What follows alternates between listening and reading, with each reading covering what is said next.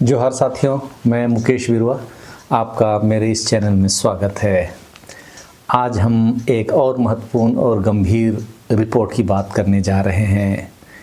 जनवरी 26 में जारी India Hate lab की 2025 की सालाना रिपोर्ट के मुताबिक 2025 में भारत में कम से कम 1318 हेट स्पीच की घटनाएं दर्ज की गई है और सबसे चौंकाने वाली बात, इनमें से 98% यानी 1289 घटनाएं मुसलमानों को निशाना बनाकर की गई।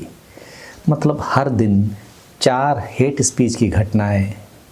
जिस तरह हिंदू राष्ट्र का माहौल हिंदूवादी संगठनों ने खड़ा किया है, उसमें यह कोई आश्चर्य की बात नहीं है कि मुसलमानों को ही टारगेट किया जा रहा है। लेकिन ईसाइयों के खिलाफ भी हेट स्पीच के मामले 12% तक बढ़े हैं।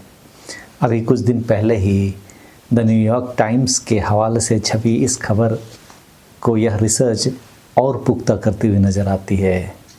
ये आंकड़े सिर्फ नंबर नहीं है, यह समाज में बढ़ती नफ़रत की कहानी बयान करते हैं। आज हम इस पूरी रिपोर्ट को विस्तार से समझेंगे कि कितनी बढ़ोतरी हुई, कौन से राज्य सबसे ज़्यादा प्रभावित रहे, कौन लोग सबसे ज़्यादा सक्रिय थे, क्या ट्रिगर पॉइंट था और इसका समाज पर क्या असर पड़ रहा है। अगर आप भारत के मौजूदा सामाजिक माहौल को समझना चाहते हैं तो यह वीडियो अंत तक ज़रूर देखें। चलिए शुरू करते हैं। इंडिया हेट लैब एक वाशिंगटन बेस्ड रिसर्च ग्रुप है जो Center for Study of Organized Hate का हिस्सा है। ये लोग हर साल भारत में धार्मिक अल्पसंख्यकों, खासकर मुसलमानों और ईसाइयों के खिलाफ होने वाले हेट स्पीच और हिंसा की मॉनिटरिंग करते हैं। खासकर वे लोग हेट स्पीच पर डेटा कलेक्ट करते हैं। द वायर ने अपनी ताज़ा रिपोर्ट में इन आंकड़ों को जगह दिया है। 2025 की मुख्य घटनाओं को अगर आप याद करें तो कुल हेट स्पीच इवेंट्स 1318 हुए, जो रैलियों में, धरने के दौरान, धार्मिक जुलूस के दौरान और सभाओं में दर्ज किए गए हैं। इनमें से मुसलमानों को टारगेट करने वाले हेट स्पीच की घटनाएं 1289 यानी कि 98% रही। यदि आंकड़ों की गहराई पर जाएं तो इनमें से 1156 तो सिर्फ मुसलमानों को टारगेट किया गया और 133 में मुसलमान और ईसाई दोनों को टारगेट किया गया। ईसाइयों के खिलाफ कुल 162 यानी कि 12% मामले दर्ज किए गए, जो कि 2024 से 41% ज़्यादा है। इस तरह से प्रतिदिन 4 घटनाएं हेट स्पीच की घटी है। ज्ञात हो 2024 में हेट स्पीच की घटनाएं 1165 थी, जो इस बार 13% की बढ़ोतरी के साथ 1318 हुई। यदि 2023 से तुलना करें तो 97% की बढ़ोतरी हुई है। अगर ये ट्रेंड चलता रहा तो 2026 में हेट स्पीच के आंकड़े 1500 को भी पार कर सकते हैं। जनवरी 2025 में बांग्लादेश में हिंदुओं पर हमले का बहाना से 92 रैलियां हुई।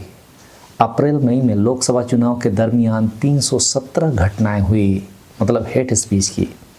19 अप्रैल को तो एक ही दिन में 14 रैलियों में हेट स्पीच दर्ज किया गया। अक्टूबर नवंबर में विधानसभा चुनाव के दौरान मध्य प्रदेश, राजस्थान और उड़ीसा में 186 घटनाएं हेट स्पीच के दर्ज की गई, जबकि चुनाव समाप्त होने के बाद सितंबर में सिर्फ 94 घटनाएं ही दर्ज हुई। मतलब चुनाव खत्म तो नफरत भी आराम करने चला गया। ये आंकड़े बताते हैं कि नफरत की भाषा अब चुनावी मौसम तक सीमित नहीं रही, ये साल भर चलने वाली सामान्य राजनीतिक भाषा बन गई है। एक तरह से यह राउंड द क्लॉक इंस्ट्रूमेंट बन गया है, जिसे हम लोग टूल किट बोलते हैं। भारत के जिन राज्यों में सबसे ज़्यादा हेट स्पीच की घटनाएं हुई हैं, वे सभी भाजपा शासित या गठबंधन वाली सरकारें हैं। उत्तर प्रदेश में 266 घटनाएं हुई, जहां पिछले साल की तुलना में 22% का इजाफा था। महाराष्ट्र में 193 घटनाएं हुई, मध्य प्रदेश में 172 घटनाएं तो उत्तराखंड में 155 और दिल्ली में 76 हेट स्पीच की घटनाएं दर्ज की गई। कुल मिलाकर 88% घटनाएं यानी 1164 ऐसी जगह हुई जहां बीजेपी की सरकार थी या गठबंधन में बीजेपी थी। वहीं विपक्ष शासित राज्यों में 34% तक घटनाएं घट गई।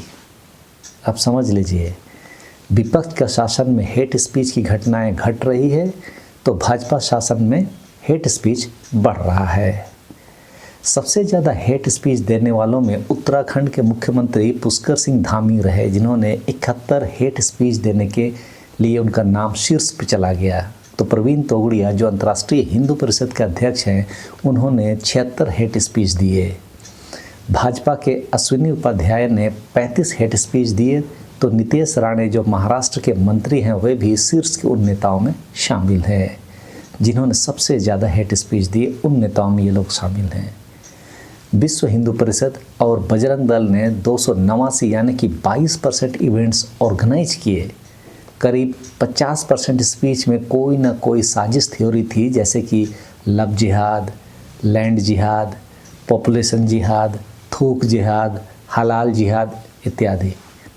23% स्पीच में सीधे हिंसा की अपील की गई। यहाँ तक कि 136 मामलों में हथियार उठाने की भी बात कही गई। अप्रैल 2025 में सबसे ज़्यादा हेट स्पीच की घटनाएं दर्ज हुई, जिसमें 156 घटनाएं एक महीने के अंदर दर्ज की गई। उसी समय रामनवमी के जुलूस और प्रोसेसन हुए थे। दूसरा सबसे बड़ा हेट स्पीच का जो उछाल था वो 22 अप्रैल से 7 मई यानी कि 16 दिन के भीतर 98 इवेंट्स दर्ज किए गए। इन सब घटनाओं का ट्रिगर पॉइंट था पहलगाम टेरर अटैक और भारत पाकिस्तान के बीच तनाव। रिपोर्ट कहती है कि बाहरी सुरक्षा संकट का इस्तेमाल आंतरिक अल्पसंख्यकों के खिलाफ नफरत फैलाने के लिए किया गया। जहां पर भी कोई सुरक्षा संकट पैदा होता है और उसमें यदि मुसलमान देश शामिल हो तो वैसी स्थिति में भारत के बहुसंख्यक हिंदू अल्पसंख्यक मुसलमानों के खिलाफ नफरत फैलाने का कोई कसर नहीं छोड़ते। इस बार क्रिसमस पीरियड में ईसाइयों के खिलाफ भी हेट स्पीच की घटनाएं बढ़ी। ईसाइयों के खिलाफ प्रार्थना के समय उन्हें डिस्टर्ब किया गया, हरास किया गया। 2026 में अभी पश्चिम बंगाल विधानसभा चुनाव से पहले वहां हेट स्पीच की घटनाएं बढ़ रही है। होली से पहले बीजेपी नेता रघुराज सिंह ने तो मुस्लिम लोगों को तिरपाल का हिजाब बनवाने तक की सलाह दी ताकि होली में उन्हें रंग ना लगे। इस तरह का मुसलमानों के खिलाफ माहौल बनाया जाता है। ये सब उस रिपोर्ट में है।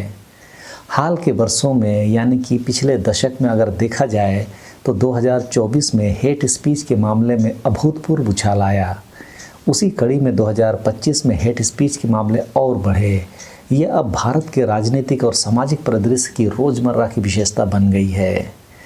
इन हेट स्पीच के मामलों में हिंसा की अपील में 19% की बढ़ोतरी दर्ज की गई।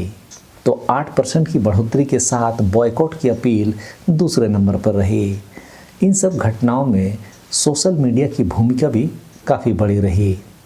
1278 इवेंट्स के वीडियो सोशल मीडिया में पहले ही अपलोड या लाइव किए गए। हेट स्पीच सिर्फ भाषण नहीं थे, बल्कि ये व्यवस्थित तरीके से अल्पसंख्यकों को डराने धमकाने का तरीका बन गया। 1318 में से 995 मामलों में पहले सोशल मीडिया में बात फैली और उसके बाद मेन स्ट्रीम मीडिया ने उसे उठाया। मेटा ने 12% मामलों में कार्रवाई की, लेकिन 48 घंटे के बाद ही री अपलोड भी किए गए। आपको हमको यह मंथन करना चाहिए कि यह एल्गोरिदम क्या कह रहा है। फेसबुक जैसी सोशल प्लेटफॉर्म हेट स्पीच के मामलों को दिखावा के लिए हटाकर फिर से अपलोड करने पर कार्रवाई नहीं कर रही थी। हेट स्पीच के स्पष्ट सबूतों के बावजूद 72% मामलों में एफआईआर अननोन पर्सन के ऊपर में दर्ज किए गए। 18% मामलों में तो कोई चार्जशीट ही दर्ज नहीं हुई, जबकि सुप्रीम कोर्ट ने शाहीन अब्दुल्ला आदेश 2022 में स्पष्ट आदेश दिया था कि अननोन पर एफआईआर न्याय की गुहार के साथ मजाक है। सिर्फ 11% एफआईआर में ही कार्रवाई हुई है जिसमें न्याय सुनिश्चित हुआ। साथियों, ये सब आंकड़े हमें क्या बताते हैं? क्या अब नफ़रत की भाषा राजनीति का स्थायी हिस्सा बन गई है? क्या अल्पसंख्यक समुदायों में बढ़ता डर समाज को और बांट रहा है?